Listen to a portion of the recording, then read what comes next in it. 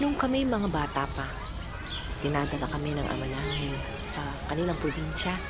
And every year, nakikita ng dalawang mata ko yung pamimigay ng ama ko ng bigas, ng asukal, ng pagkain doon sa mga pulubid. Tungkulin namin yun. Magtakal kami ng bigas, ng asukal, ng sardinas. Dahil kinabukasan, yung mga pulubid mahihirap. Pupunta na, pipila na doon sa aming bahay sa probinsya. Looking back, yung kaya ang tumimo sa aking kaisipan?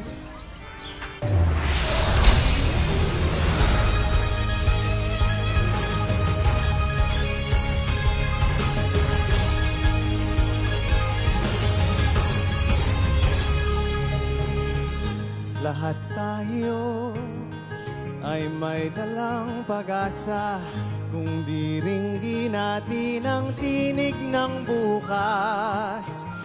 Sa pagbigay at pag-alay ng puso, walang hindi magagawa kung tayo'y tulong-tulong sa ating pagbangon.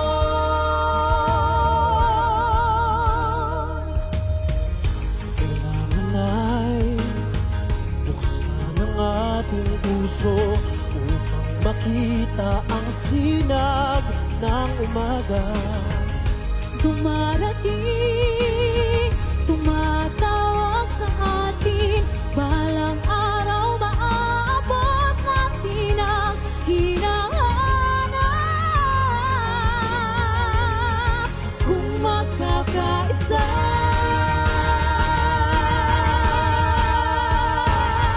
Sa isang hangarin, isang pangarap, isang layunin at isang kinabukasan. Sa isang hangarin, isang pangarap, isang layunin at isang kinabukasan.